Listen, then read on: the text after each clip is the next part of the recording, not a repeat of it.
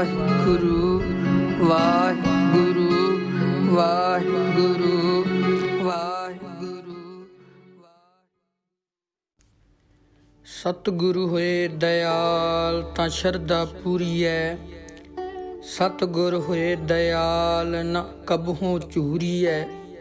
ਸਤਿਗੁਰ ਹੋਏ ਦਇਆਲ ਤਾਂ ਦੁੱਖ ਨ ਜਾਣੀਐ, ਸਤਿਗੁਰੂ ਹੋਏ ਦਇਆਲ ਤਾਂ ਹਰ ਰੰਗ ਮਾਣੀਐ। ਸਤਿਗੁਰ ਹੋਏ ਦਇਆਲ ਤਾਂ ਜਮ ਕਾ ਡਰ ਕਿਹਾ, ਸਤਿਗੁਰੂ ਹੋਏ ਦਇਆਲ ਤਾਂ ਸਦ ਹੀ ਸੁਖ ਦੇਹਾ। ਸਤਿਗੁਰ ਹੋਏ ਦਇਆਲ ਤਾਂ ਨਵ ਨਿਧ ਪਾਈਐ, ਸਤਿਗੁਰ ਹੋਏ ਦਇਆਲ ਤਾਂ ਸੱਚ ਸਮਾਈਐ। ਧੰਨ ਧੰਨ ਸਤਿਗੁਰੂ ਗੁਰੂ ਗੋਬਿੰਦ ਸਿੰਘ ਸਾਹਿਬ ਜੀ ਮਹਾਰਾਜ, ਜਿਨ੍ਹਾਂ ਦੇ ਘਰ ਵਿੱਚ ਜੋ ਝੋਲੀ ਅੱਡ ਕੇ ਆਉਂਦਾ ਤੇ ਜਾਣ ਲੱਗਿਆਂ ਝੋਲੀਆਂ ਭਰ ਕੇ ਲੈ ਕੇ ਜਾਂਦਾ। ਪਰ ਨਾਸਤਿਕ ਮਨੁੱਖ, ਰੱਬ ਤੋਂ ਟੁੱਟੇ ਹੋਏ, ਜਿਨ੍ਹਾਂ ਨੂੰ ਵਿਸ਼ਵਾਸ ਨਹੀਂ ਹੁੰਦਾ ਸਤਿਗੁਰੂ ਤੇ ਕਿ ਸਾਡਾ ਸਤਿਗੁਰੂ ਪੂਰਾ ਹੈ, ਸਾਡਾ ਸਤਿਗੁਰੂ ਦਇਆ ਦਾ ਸਾਗਰ ਹੈ, ਕਰੁਣਾ ਨਿਧ ਹੈ, ਦਇਆਲੂ ਹੈ, ਰਿਜ਼ਕ ਦਾਤਾ ਹੈ, ਸਾਰੇ ਸੰਸਾਰ ਦੀਆਂ ਝੋਲੀਆਂ ਭਰਨ ਵਾਲਾ ਹੈ। ਸਤਿਗੁਰੂ ਦੀ ਬਖਸ਼ਿਸ਼ ਨੂੰ ਕੋਈ ਵਿਰਲਾ ਜਾਣਦਾ ਹੈ, ਤੇ ਜਿਹੜਾ ਵਿਰਲਾ ਸਮਝ ਲੈਂਦਾ ਫਿਰ ਉਸ ਦੇ ਘਰ ਨੌ ਨਿਧੀਆਂ ਰਿੱਧੀਆਂ ਸਿੱਧੀਆਂ ਦਾ ਵਾਸਾ ਲੱਗ ਜਾਂਦਾ ਹੈ ਤੇ ਮਨ ਨੂੰ ਸ਼ਬਦ ਨਾਲ ਪ੍ਰੀਤ ਵੱਜ ਜਾਂਦੀ ਹੈ। ਧੰਨ ਸਤਿਗੁਰੂ ਗੁਰੂ ਗੋਬਿੰਦ ਸਿੰਘ ਸਾਹਿਬ ਮਹਾਰਾਜ ਜੀ, ਜਿਨ੍ਹਾਂ ਦਾ ਆਨੰਦਪੁਰ ਸਾਹਿਬ ਜੀ ਦੀ ਧਰਤੀ ਤੇ ਜਾਲੋ ਜਲਾਲ ਹੈ। ਦਰਬਾਰ ਸਜਦਾ ਮਹਾਰਾਜ ਜੀ ਦੇ ਸੀਸ ਉੱਪਰ, ਪ੍ਰਸ਼ਾਦੀ ਹਾਥੀ ਚਵਰ ਕਰਦਾ ਹੈ। ਲੱਖਾਂ ਦਾ ਪਸ਼ਮੀਨਾ ਚੰਦੋਵਾ ਸਤਿਗੁਰੂ ਜੀ ਦੇ ਉੱਪਰ ਤਾਣਿਆ ਜਾਂਦਾ ਹੈ। ਸਤਿਗੁਰੂ ਜੀ ਦਾ ਇਹ ਦਰਬਾਰ ਵੱਡੇ ਵੱਡੇ ਰਾਜੇ, ਸਮੇਂ ਦੀ ਹਕੂਮਤ ਦੇ ਕਿਲੇ ਦੇ ਬਾਦਸ਼ਾਹਾਂ ਦੇ ਅੱਗੇ ਵੀ ਉਹਨਾਂ ਨੂੰ ਮਾਤ ਦਿੰਦਾ ਹੈ। ਧੰਨ ਨੇ ਸਤਿਗੁਰੂ ਗੁਰੂ ਗੋਬਿੰਦ ਸਿੰਘ ਸਾਹਿਬ ਜੀ ਮਹਾਰਾਜ। ਇੱਕ ਅਮੀਰ ਸੇਠ ਹੈ ਜਿਹੜਾ ਸਤਿਗੁਰੂ ਜੀ ਦਾ ਬੜਾ ਸ਼ਰਧਾਲੂ ਹੈ। ਜਦੋਂ ਸਮਾਂ ਮਿਲਣਾ ਤੇ ਆਨੰਦਪੁਰ ਸਾਹਿਬ ਦੀ ਧਰਤੀ ਤੇ ਜਾ ਕੇ ਕੀਤੀ ਹੋਈ ਕਮਾਈ ਵਿੱਚੋਂ ਦਸਵੰਧ ਸਤਿਗੁਰੂ ਦੇ ਚਰਨਾਂ ਵਿੱਚ ਰੱਖਣਾ। ਸਾਡੇ ਸਤਿਗੁਰੂ ਦਾ ਹੁਕਮ ਹੈ ਕਿ ਦਿੱਤੀ ਹੋਈ ਕਮਾਈ ਪਰਮਾਤਮਾ ਦੀ ਹੈ ਤੇ ਉਹਦੇ ਵਿੱਚੋਂ 10ਵਾਂ ਹਿੱਸਾ ਗਰੀਬਾਂ ਵਾਸਤੇ ਜ਼ਰੂਰ ਕਮਾਈ ਨੂੰ ਸਫਲੇ ਕਰਨ ਲੱਗਿਆਂ ਕੱਢਣਾ ਹੈ। ਕਿਸੇ ਦੇ ਬੱਚੇ ਨੂੰ ਪੜ੍ਹਾ ਦਿਓ, ਸੋਹਣੇ ਬਸਤਰ ਲੈ ਕੇ ਦੇ ਦਿਓ। ਕਿਸੇ ਦੇ ਘਰ ਅੰਨ ਪ੍ਰਸ਼ਾਦਾ ਨਹੀਂ ਤੇ ਉਸ ਦੇ ਘਰ ਰਾਸ਼ਨ ਪਹੁੰਚਾ ਦਿਓ। ਕਿਸੇ ਦੀ ਗਰੀਬ ਲੜਕੀ ਦਾ ਆਨੰਦ ਕਾਰਜ ਕਰ ਦਿਓ। ਲੰਗਰ ਉਸ ਨੂੰ ਛਕਾਓ ਜਿਹੜਾ ਭੁੱਖਾ ਹੈ। ਜਿਹੜਾ ਰੱਜਿਆ ਹੈ ਉਹ ਲੰਗਰ ਦੀ ਕਦੀ ਸਿਫਤ ਨਹੀਂ ਕਰੇਗਾ। ਭੁੱਖਾ ਬੰਦਾ ਲੰਗਰ ਛਕ ਕੇ ਜ਼ਰੂਰ ਆਖੇਗਾ, ਧੰਨ ਧੰਨ ਸਤਿਗੁਰੂ ਗੁਰੂ ਨਾਨਕ ਸਾਹਿਬ ਜੀ, ਤੇਰੇ 20 ਰੁਪਏ ਦਾ ਲੰਗਰ ਬਰਕਰਾਰ ਹੈ।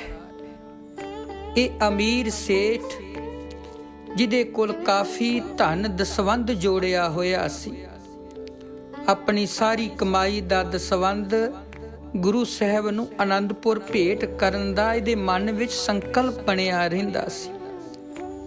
ਇੱਕ ਸਮਾਂ ਐਸਾ ਬਣਿਆ ਕਿ ਇਸ ਤੋਂ ਆਪ ਦਸਵੰਧ ਆਨੰਦਪੁਰ ਸਾਹਿਬ ਦੇਣ ਨਾ ਆਇਆ ਗਿਆ। ਇਸ ਨੇ ਆਪਣੇ ਪੁੱਤਰ ਨੂੰ ਇਹ ਸੋਚ ਕੇ ਕਿ ਇਹ ਗੁਰੂ ਸਾਹਿਬ ਦੇ ਨਾਲੇ ਦਰਸ਼ਨ ਕਰ ਆਏਗਾ, ਨਾਲੇ ਆਨੰਦਪੁਰ ਸਾਹਿਬ ਦੀ ਧਰਤੀ ਤੇ ਸੱਜੇ ਹੋਏ ਸਿੰਘਾਂ ਨੂੰ ਦੇਖ ਕੇ, ਸਤਿਗੁਰੂ ਜੀ ਦਾ ਜਾਲੋ ਜਲਾਲ ਦੇਖ ਕੇ ਇਹਦੇ ਮਨ ਵਿੱਚ ਆਨੰਦ ਦੀ ਪ੍ਰਾਪਤੀ ਹੋਏਗੀ। ਇਸ ਨੂੰ ਕੁਝ ਸੋਝੀ ਧਰਮ ਕਰਮ ਦੀ ਪਵੇਗੀ। ਦਸਵੰਧ ਲਿਆਂਦਾ ਤੇ ਆਖਣ ਲੱਗਾ, ਬੇਟਾ ਇਹ 10ਵੇਂ ਪਾਤਸ਼ਾਹ ਧੰਨ ਗੁਰੂ ਗੋਬਿੰਦ ਸਿੰਘ ਸਾਹਿਬ ਮਹਾਰਾਜ ਆਨੰਦਪੁਰ ਸਾਹਿਬ ਦੀ ਧਰਤੀ ਤੇ ਬਿਰਾਜਮਾਨ ਨੇ। ਇਹ ਦਸਵੰਧ ਉਹਨਾਂ ਨੂੰ ਦੇ ਕੇ ਆਉਣਾ ਹੈ। ਕਈ ਪ੍ਰਕਾਰ ਦੇ ਮਹਿੰਗੇ ਬਸਤਰ, ਉਪਕਾਰੀ ਵਸਤੂਆਂ ਤੇ ਧਨ ਰਾਸ਼ੀ ਲੈ ਕੇ ਇਸ ਦਾ ਪੁੱਤਰ ਆਨੰਦਪੁਰ ਸਾਹਿਬ ਨੂੰ ਰਵਾਨਾ ਹੋ ਗਿਆ। ਪਿਤਾ ਦੇ ਕਹਿਣ ਤੇ ਆ ਗਿਆ, ਪਰ ਸੀ ਇਹ ਧਰਮ ਵਾਲੇ ਪਾਸਿਓਂ ਉੱਕਾ ਹੀ ਕੋਰਾ ਤੇ ਥੋੜਾ ਨਾਸਤਿਕ ਬਿਰਤੀ ਦਾ ਸੀ। ਇਹ ਇਹੋ ਜਿਹੇ ਕਰਮ ਧਰਮ ਨੂੰ ਨਹੀਂ ਸੀ ਮੰਨਦਾ। ਧਰਮ ਪ੍ਰਤੀ ਸ਼ਰਧਾ ਵਿਸ਼ਵਾਸ ਵਾਲਾ ਬੀਜ ਇਸ ਦੇ ਮਨ ਵਿੱਚ ਨਹੀਂ ਸੀ ਪੁੰਗਰਿਆ। ਗੁਰੂ ਸਾਹਿਬ ਦੇ ਦਰਬਾਰ ਵਿੱਚ ਬੈਠਾ ਹੈ, ਗੁਰੂ ਸਾਹਿਬ ਦੇ ਬਚਨ ਸੁਣੇ, ਪਰ ਅਸਰ ਕੁਝ ਨਾ ਹੋਇਆ। ਗੁਰੂ ਸਾਹਿਬ ਦੇ ਅਮੋਲਕ ਬਚਨ ਇਸ ਨੇ ਇਉਂ ਵਸਾਰ ਦਿੱਤੇ ਜਿਵੇਂ ਰੇਤ ਉੱਤੇ ਡੁੱਲਿਆ ਪਾਣੀ ਹੁੰਦਾ ਹੈ। ਗੁਰੂ ਵੀ ਉਸ ਨੂੰ ਸੁਧਾਰ ਸਕਦਾ ਹੈ, ਪਰ ਜੋ ਆਪ ਸੁਧਰਨਾ ਚਾਹੁੰਦਾ ਹੈ ਫਿਰ ਗੁਰੂ ਉਹਦੇ ਤੇ ਬਖਸ਼ਿਸ਼ਾਂ ਕਰਦਾ ਹੈ। ਚੋਰ ਨੂੰ ਵੀ ਸੰਤ ਬਣਾ ਦਿੰਦਾ ਹੈ, ਪਾਪੀ ਬੰਦੇ ਨੂੰ ਵੀ ਸਾਧੂ ਬਣਾ ਦਿੰਦਾ ਹੈ, ਪਰ ਜਿਹੜਾ ਗੁਰੂ ਦੇ ਕਹਿਣ ਅਨੁਸਾਰ ਚੱਲਦਾ ਤੇ ਆਪਣੇ ਆਪ ਨੂੰ ਸੁਧਾਰਨਾ ਚਾਹੁੰਦਾ ਹੈ। ਕਬੀਰ ਸਾਹਿਬ ਜੀ ਦਾ ਬਚਨ ਹੈ, ਕਬੀਰ ਸਾਚਾ ਸਤਿਗੁਰੂ ਕਿਆ ਕਰੇ, ਜਾਂ ਸਿੱਖਾਂ ਮੈਂ ਚੂਕ, ਅੰਧੇ ਏਕ ਨਾ ਲੱਗ ਗਈ, ਜਿਉਂ ਬਾਂਸ ਬਜਾਈਏ ਫੂਕ। ਸੱਚਾ ਸਤਿਗੁਰੂ ਕੀ ਕਰੇ ਜੇ ਸਿੱਖ ਵਿੱਚ ਊਣਤਾਈ ਹੈ। ਗੁਰੂ ਸਾਹਿਬ ਦੇ ਕੀਤੇ ਬਚਨਾਂ ਨੂੰ ਉਹ ਇਉਂ ਟਾਲ ਦਿੰਦਾ ਹੈ ਜਿਉਂ ਬਾਂਸ ਵਿੱਚ ਫੂਕ ਮਾਰੇ ਤੋਂ ਦੂਜੇ ਪਾਸੇ ਨਿਕਲ ਜਾਂਦੀ ਹੈ। ਬਚਨ ਸੁਣ ਕੇ ਉਸ ਨੂੰ ਹਿਰਦੇ ਵਿੱਚ ਨਹੀਂ ਵਸਾਉਂਦਾ। ਇੱਕ ਕੰਨ ਸੁਣ ਕੇ ਦੂਸਰੇ ਕੰਨ ਕੱਢ ਦਿੰਦਾ ਹੈ, ਤੇ ਅਜਿਹੇ ਸਿੱਖ ਦਾ ਗੁਰੂ ਕਦੇ ਵੀ ਭਲਾ ਨਹੀਂ ਕਰ ਸਕਦਾ। ਭਲਾ ਉਸ ਦਾ ਹੀ ਹੋਊ ਜੋ ਗੁਰੂ ਸਾਹਿਬ ਦੇ ਬਚਨਾਂ ਨੂੰ ਮੰਨਦਾ ਹੈ, ਉਸ ਅਨੁਸਾਰ ਆਪਣਾ ਜੀਵਨ ਢਾਲਦਾ। ਗੁਰ ਕਾ ਬਚਨ ਬਸੈ ਜੀ ਨਾਲੇ, ਜਲ ਨਹੀਂ ਡੂਬੈ ਤਸਕਰ ਨਹੀਂ ਲੇਵੈ, ਭਾਏ ਨਾ ਸਕੈ ਜਾਲੇ। ਇਸ ਨੇ ਆਪਣੇ ਪਿਤਾ ਵੱਲੋਂ ਦਿੱਤੀਆਂ ਸੁਗਾਤਾਂ ਗੁਰੂ ਸਾਹਿਬ ਜੀ ਨੂੰ ਭੇਟਾ ਕੀਤੀਆਂ। ਗੁਰੂ ਸਾਹਿਬ ਜੀ ਨੇ ਇਹਦੇ ਪਿਤਾ ਦੀ ਭਾਵਨਾ ਦੇਖੀ। ਇਸ ਬੱਚੇ ਨੂੰ ਦੇਖਿਆ ਕਿ ਆਇਆ ਜ਼ਰੂਰ ਹੈ, ਪਰ ਮਨ ਕਰਕੇ ਨਹੀਂ, ਇਹ ਕੇਵਲ ਆਪਣੇ ਪਿਤਾ ਦਾ ਫਰਜ਼ ਪੂਰਾ ਕਰਨ ਲਈ ਆਇਆ ਹੈ। ਇਸ ਦਾ ਮਨ ਸੰਗਤ ਵਿੱਚ ਨਹੀਂ ਹੈ, ਇਹ ਨਾਸਤਿਕ ਹੈ। ਪਰ ਗੁਰੂ ਸਾਹਿਬ ਜੀ ਨੇ ਕਿਰਪਾ ਕੀਤੀ ਤੇ ਕੜਾ ਪ੍ਰਸ਼ਾਦ ਦੀ ਦੇਗ ਤੇ ਆਪਣਾ ਇੱਕ ਕੜਾ ਸਤਿਗੁਰੂ ਜੀ ਨੇ ਇਹਨੂੰ ਦੇ ਦਿੱਤਾ। ਗੁਰੂ ਸਾਹਿਬ ਦੀਆਂ ਬੇਅੰਤ ਬਖਸ਼ਿਸ਼ਾਂ ਸਤਿਗੁਰੂ ਜੀ ਦੀ ਰਸਨਾ ਤੋਂ ਨਿਕਲ ਆਈਆਂ। ਗੁਰੂ ਸਾਹਿਬ ਵੱਲੋਂ ਦਿੱਤਾ ਪ੍ਰਸ਼ਾਦ ਅਤੇ ਕੜਾ ਦੇਖ ਕੇ ਇਹ ਬਹੁਤ ਹੈਰਾਨ ਹੋਇਆ। ਸੋਚਣ ਲੱਗਾ, ਮੈਂ ਇੰਨੀਆਂ ਵਸਤੂਆਂ ਮਹਿੰਗੀਆਂ ਲੈ ਕੇ ਆਇਆ, ਧਨ ਦੌਲਤ ਲੈ ਕੇ ਆਇਆ, ਪਰ ਇਸ ਗੁਰੂ ਨੇ ਅੱਗੋਂ ਇੱਕ ਲੋਹੇ ਦਾ ਕੜਾ ਤੇ ਕੇਵਲ ਪ੍ਰਸ਼ਾਦ ਦਿੱਤਾ ਹੈ। ਸੋਚਣ ਲੱਗਾ, ਮੇਰਾ ਪਿਓ ਕਿੱਡਾ ਮੂਰਖ ਹੈ ਜੋ ਇਸ ਗੁਰੂ ਦੇ ਪਿੱਛੇ ਲੱਗਾ ਹੋਇਆ ਹੈ। ਇਹ ਸੋਚਦਾ ਘਰ ਨੂੰ ਪਰਤ ਰਿਹਾ ਸੀ। ਰਸਤੇ 'ਚ ਰਾਤ ਪੈਂਦੀ ਹੈ। ਇਹ ਇੱਕ ਸਿੱਖ ਦੇ ਘਰ ਮੁਕਾਮ ਕਰਦਾ, ਬੜਾ ਸੋਚਾਂ ਵਿੱਚ ਪਿਆ, ਉਦਾਸ ਹੈ। ਸਿੱਖ ਨੇ ਇਸ ਦੇ ਮੂੰਹ ਦੀ ਉਦਾਸੀ ਦੇਖ ਕੇ ਪੁੱਛਿਆ, ਭਾਈ ਕੀ ਗੱਲ ਹੈ? ਗੁਰੂ ਸਾਹਿਬ ਦੇ ਦਰਸ਼ਨ ਦਿਦਾਰੇ ਕਰਕੇ ਆਏ ਹੋ, ਉਦਾਸੀ ਕਿਉਂ ਹੈ?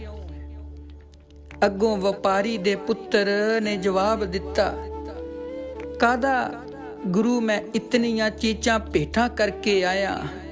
ਉਹ ਗੁਰੂ ਕਾਹਦਾ ਹੈ ਜਿਹਨੂੰ ਮੈਂ ਇੰਨੀ ਧਨ ਦੌਲਤ ਦੇ ਕੇ ਆਇਆ ਤੇ ਆਉਣ ਲੱਗਿਆਂ ਕਹਿ ਦਿੱਤਾ ਗੁਰੂ ਤੇਰੇ ਤੇ ਬਖਸ਼ਿਸ਼ਾਂ ਕਰੇਗਾ।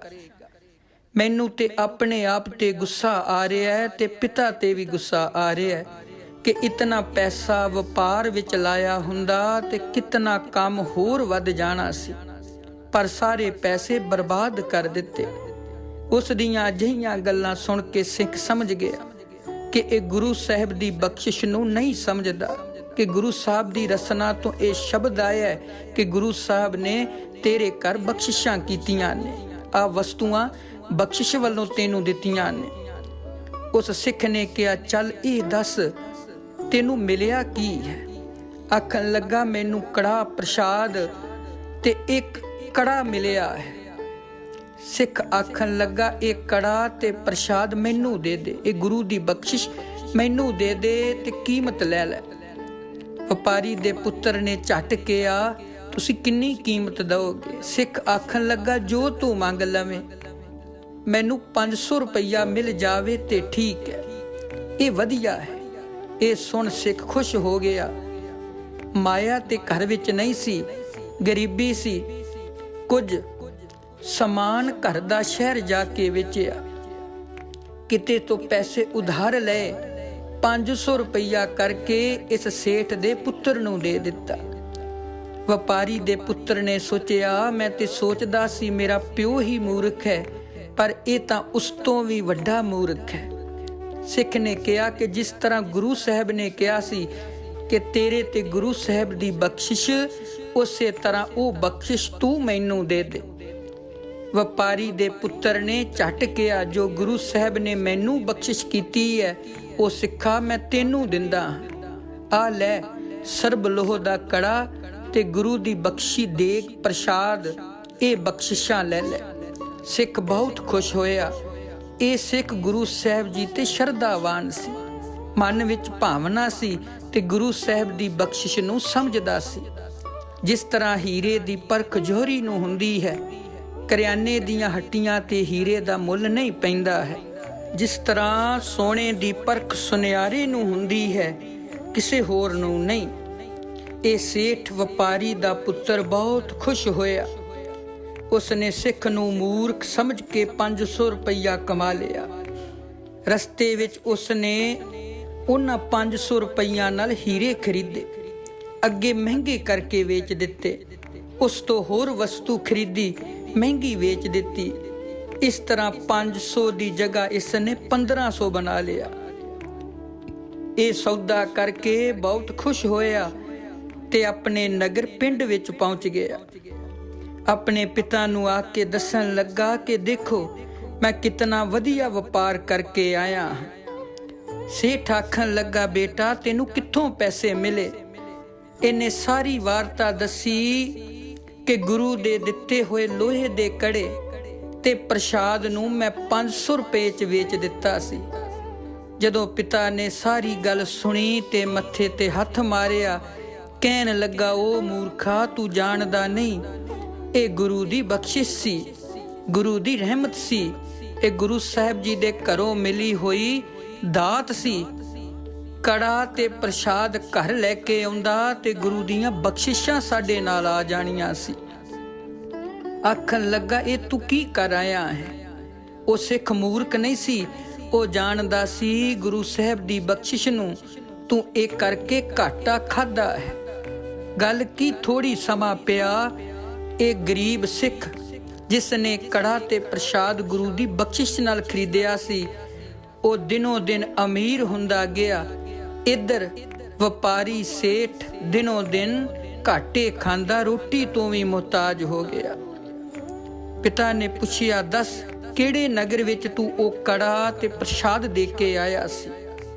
ਵਪਾਰੀ ਦੇ ਪੁੱਤਰ ਨੇ ਸਾਰਾ ਉਸ ਨਗਰ ਦਾ ਰਸਤਾ ਦੱਸ ਦਿੱਤਾ। ਸੇਠ ਤੇ ਉਹਦਾ ਪੁੱਤਰ ਉਸ ਸਿੱਖ ਦੇ ਘਰ ਚਲੇ ਗਏ। ਕੀ ਦੇਖਦੇ ਨੇ, ਜਦੋਂ ਮੈਂ ਆਇਆ ਸੀ ਗਰੀਬ ਸੀ, ਅੱਜ ਤੇ ਪਤਾ ਹੀ ਨਹੀਂ ਲੱਗਦਾ ਕਿਤਨਾ ਕੁ ਅਮੀਰ ਹੋ ਗਿਆ ਹੈ। ਆ ਕੇ ਬੇਨਤੀ ਕੀਤੀ, ਉਹ ਸਿੱਖਾ ਆ ਮੇਰਾ ਮੂਰਖ ਪੁੱਤਰ ਜਿਨੇ ਗੁਰੂ ਦੀ ਬਖਸ਼ਿਸ਼ ਤੈਨੂੰ ਵੇਚ ਦਿੱਤੀ ਸੀ, ਹੁਣ ਕਿਰਪਾ ਕਰ ਸਾਨੂੰ ਅਨੰਦਪੁਰ ਲੈ ਕੇ ਚੱਲ, ਗੁਰੂ ਸਾਹਿਬ ਤੋਂ ਭੁੱਲ ਬਖਸ਼ਾਈਏ। ਧੰਨ ਸਤਿਗੁਰੂ ਸੱਚੇ ਪਾਤਸ਼ਾਹ ਦੇ ਦਰਬਾਰ ਵਿੱਚ ਸੇਠ ਪੁੱਤਰ ਤੇ ਸਿੱਖ ਚਲੇ ਗਏ। ਦਰਬਾਰ ਸਜਿਆ ਹੋਇਆ ਹੈ। ਆ ਕੇ ਸੇਠ ਨੇ ਬੇਨਤੀ ਕੀਤੀ, ਮਹਾਰਾਜ ਜੀ ਇਹ ਮੂਰਖ ਬੱਚਾ ਆਪ ਜੀ ਦੀਆਂ ਬਖਸ਼ਿਸ਼ਾਂ ਨੂੰ ਨਹੀਂ ਸਮਝ ਸਕਿਆ ਹੈ ਕਿ ਤੁਸੀਂ ਦਇਆ ਦੇ ਸਾਗਰ ਹੋ, ਕਿਰਪਾ ਕਰੋ, ਮਾਫੀ ਦਿਓ ਤੇ ਬਖਸ਼ਿਸ਼ਾਂ ਕਰੋ। ਇਹ ਸੇਠ ਗੁਰੂ ਸਾਹਿਬ ਦਾ ਸ਼ਰਧਾਲੂ ਸੀ। ਗੁਰੂ ਸਾਹਿਬ ਜੀ ਨੇ ਕਿਹਾ, ਉਹ ਪੁੱਤਰ ਗੁਰੂ ਨਾਨਕ ਸਾਹਿਬ ਦੇ ਘਰੋਂ ਜੋ ਮਿਲਦਾ ਹੈ ਉਹ ਬਖਸ਼ਿਸ਼ ਹੁੰਦੀ ਹੈ। ਸਤਿਗੁਰੂ ਦੀ ਬਖਸ਼ਿਸ਼ ਲੈ ਕੇ ਇਹ ਆਪਣੇ ਘਰ ਨੂੰ ਚਲੇ ਗਏ, ਕਿਉਂਕਿ ਜਿਨ੍ਹਾਂ ਨੂੰ ਭਰੋਸਾ ਟਿਕ ਗਿਆ ਉਹਨਾਂ ਨੇ ਝੋਲੀਆਂ ਭਰ ਲੀਆਂ। ਜਿਨ੍ਹਾਂ ਨੂੰ ਗੁਰੂ ਗ੍ਰੰਥ ਸਾਹਿਬ ਤੇ ਭਰੋਸਾ ਨਾ ਟਿਕਿਆ, ਕੋਲ ਬਹਿ ਕੇ ਵੀ ਖਾਲੀ ਰਹਿ ਗਏ। ਤੇ ਜਿਨ੍ਹਾਂ ਦਾ ਭਰੋਸਾ ਸੀ, ਆਸਥਾ ਸੀ, ਸ਼ਰਧਾ ਸੀ, ਧੰਨ ਗੁਰੂ ਗ੍ਰੰਥ ਸਾਹਿਬ ਜੀ ਨੇ ਉਹਨਾਂ ਦੇ ਘਰ ਬਰਕਤਾਂ ਹੀ ਬਰਕਤਾਂ ਕਰ ਦਿੱਤੀਆਂ। ਕਿਉਂਕਿ ਪਹਿਲੇ ਸਮੇਂ ਅੰਦਰ ਬਜ਼ੁਰਗ ਗੁਰਦੁਆਰਾ ਸਾਹਿਬ ਤੋਂ ਮਿਲਿਆ ਪ੍ਰਸ਼ਾਦ ਉੱਥੇ ਹੀ ਖਾ ਕੇ ਆਉਂਦੇ ਸੀ ਕਿ ਇਹ ਗੁਰੂ ਸਾਹਿਬ ਦੀ ਬਖਸ਼ਿਸ਼ ਹੈ। ਘਰ ਨਹੀਂ ਸੀ ਲਿਆਉਂਦੇ, ਨਾ ਹੀ ਕਿਸੇ ਨੂੰ ਉਹ ਦਿੰਦੇ ਸੀ। ਉਹਨਾਂ ਦਾ ਮੰਨਣਾ ਸੀ ਕਿ ਇਹ ਗੁਰੂ ਸਾਹਿਬ ਦੀ ਬਖਸ਼ਿਸ਼ ਸਾਨੂੰ ਮਿਲੀ ਹੈ। ਜੇ ਘਰ ਲਿਜਾਣਾ ਵੀ ਹੁੰਦਾ ਤਾਂ ਆਪਣਾ ਗੱਫਾ ਛਕ ਕੇ ਹੋਰ ਲੈ ਲੈਂਦੇ ਸੀ। ਘਰ ਲਿਜਾਣ ਲਈ, ਪਰ ਅੱਜ ਦੇਖਿਆ ਜਾਂਦਾ ਹੈ ਕਿ ਸੱਜਣ ਗੁਰੂ ਸਾਹਿਬ ਦੀ ਸੰਗਤ ਵਿੱਚ ਬੈਠ ਕੇ ਥੋੜਾ ਥੋੜਾ ਪ੍ਰਸ਼ਾਦ ਮੰਗਦੇ ਨੇ ਕਿ ਸਾਨੂੰ ਕਿਤੇ ਸ਼ੂਗਰ ਨਾ ਹੋ ਜਾਵੇ, ਜੇ ਹੋਈ ਵੀ ਹੈ ਤੇ ਸਾਡੀ ਵੱਧ ਨਾ ਜਾਵੇ। ਪਰ ਸੋਚਿਓ ਕਿ ਪ੍ਰਸ਼ਾਦ ਛਕਣ ਦੇ ਨਾਲ ਬਿਮਾਰੀਆਂ ਵੱਧਦੀਆਂ ਨਹੀਂ, ਬਿਮਾਰੀਆਂ ਘਟਦੀਆਂ ਨੇ। ਜਦ ਕਿ ਗੁਰੂ ਸਾਹਿਬ ਦੀ ਬਖਸ਼ਿਸ਼ ਹੁੰਦੀ ਹੈ, ਸਾਨੂੰ ਗੁਰੂ ਘਰੋਂ ਵੱਲੋਂ ਮਿਲਦਾ ਸਿਰਪਾਓ ਵੀ ਗੁਰੂ ਸਾਹਿਬ ਦੀ ਬਖਸ਼ਿਸ਼ ਹੈ। ਇਸ ਕਰਕੇ ਸਤਿਕਾਰ ਕਰਨਾ ਹੈ। ਧੰਨ ਸਤਿਗੁਰੂ ਸਾਡੇ ਅੰਤਰਜਾਮੀ ਨੇ, ਅੰਤਰਜਾਮੀ ਪੁਰਖ ਵਿਧਾਤੇ, ਸ਼ਰਧਾ ਮਨ ਕੀ ਪੂਰੇ। ਸਾਡਾ ਸਤਿਗੁਰੂ ਦਿਆਲ ਹੈ, ਦਇਆ ਦਾ ਸਾਗਰ ਹੈ। ਸੇਠ ਦੇ ਬੱਚੇ ਨੇ ਭਰੋਸਾ ਨਾ ਕੀਤਾ ਤੇ ਦਿਨੋਂ ਦਿਨ ਘਾਟਾ ਖਾਦਾ। ਸਿੱਖ ਨੇ ਗੁਰੂ ਸਾਹਿਬ ਦੀ ਗੱਲ ਤੇ ਭਰੋਸਾ ਕਰ ਲਿਆ ਤੇ ਦਿਨੋਂ ਦਿਨ ਵਾਧਾ ਹੋ ਗਿਆ। ਇਸ ਕਰਕੇ ਗੁਰੂ ਸਾਹਿਬ ਦੀ ਬਖਸ਼ਿਸ਼ ਪ੍ਰਾਪਤ ਕਰਨੀ ਹੈ। ਮੰਗ ਕੇ ਪਾਈਏ ਕੁਝ ਨਹੀਂ ਹੁੰਦਾ, ਲੁੱਟ ਕੇ ਖਾਈਏ ਰੱਜ ਨਹੀਂ ਹੁੰਦਾ। ਬਾਜ ਇਸ਼ਕ ਦੇ ਕਾਬੇ ਜਾਈਏ, ਪੈਂਡਾ ਹੁੰਦਾ ਹੱਜ ਨਹੀਂ ਹੁੰਦਾ। ਇਸ ਕਰਕੇ ਗੁਰੂ ਸਾਹਿਬ ਤੇ ਭਰੋਸਾ ਰੱਖਣਾ ਹੈ। ਗੁਰੂ ਨੂੰ ਸਾਰੇ ਮੰਨਦੇ ਨੇ, ਪਰ ਗੁਰੂ ਦੀ ਕੋਈ ਮੰਨਦਾ ਹੈ। ਗੁਰਦੁਆਰੇ ਸਾਰੇ ਆਉਂਦੇ ਨੇ, ਪਰ ਗੁਰੂ ਦੇ ਕੋਲ ਕੋਈ ਆਉਂਦਾ ਹੈ। ਗੁਰਬਾਣੀ ਨੂੰ ਸਾਰੇ ਮੰਨਦੇ ਨੇ, ਪਰ ਗੁਰਬਾਣੀ ਦੀ ਕੋਈ ਮੰਨਦਾ ਹੈ। ਸਾਰੇ ਆਖੋ ਜੀ ਧੰਨ ਧੰਨ ਸਤਿਗੁਰੂ ਗੁਰੂ ਗੋਬਿੰਦ ਸਿੰਘ ਸਾਹਿਬ ਜੀ ਮਹਾਰਾਜ। ਧੰਨ ਧੰਨ ਸਤਿਗੁਰੂ ਗੁਰੂ ਗ੍ਰੰਥ ਸਾਹਿਬ ਜੀ ਮਹਾਰਾਜ।